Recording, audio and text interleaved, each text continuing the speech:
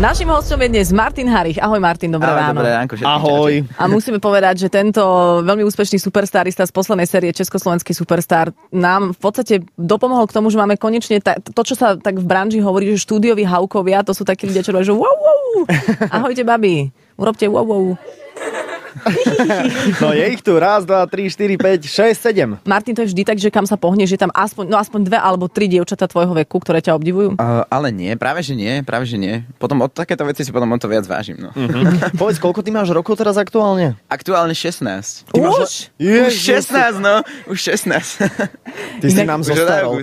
Zostaral si nám pred očami. Ale to je zvláštne, ja sa normálne teraz bojím, vieš, že povedať niečo nevhodné, lebo vyštartuje napríklad tá, čo vľavo sedí, pozri sa, že keď pozerá takým spôsobom, že keď povieme niečo nevhodné. Ježiš, ešte, že by sme ti vlas skrivili, tak asi by sme živí odtiaľ to nevyšli. Martin, ako to zvládaš? Pretože samozrejme tí superstaristi, to už je taký pojem, ktorý sa vždy pripisuje všetkým, ktorí sa zúčastnili tejto súťaže, keď majú že 15, 16, tak tí väčší si tak z nich robia srandu. Áno? No tak akože... Ja som si robil srandu z tých väčších práve. Presne tak, to je veľmi dobrý postup. A ty si tak jednoducho ideš a veľmi profesionálne a jednoducho to nejako neriešiš, takže zvládaš to v pohode všetko. Fúha, tak ako neviem, že riešiš neriešim. čo? Práve, že ja to riešim až moc podľa mňa, zbytočne. Čo riešiš? Všetko, čo sa týka tej muziky vlastne. Ja ako povedal si, že to neriešim, ale to naopak riešim v porovnaní s tými ostatnými superstaristami.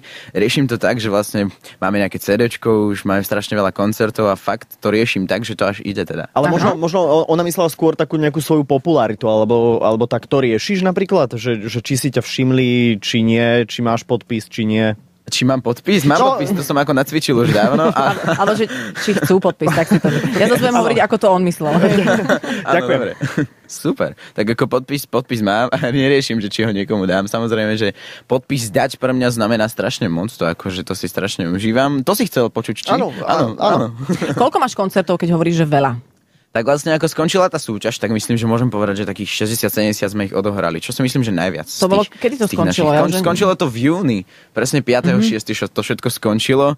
A vlastne hneď na tretí deň, ako to skončilo, sme utekali do štúdia a nahrali sme vlastne ten prvý single Nezvestná, ktorý teda sa hráva a počúva, čo som teda strašne rád. Aha, tam autorsky, ako si na tom?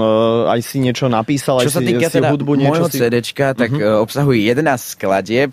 A vlastne všetky okrem Nezvestnej sú moje. Textovo aj hudobne a Nezvestnú vlastne mi robil Maroš Kachúd a spol a tí skvelí ľudia okolo neho.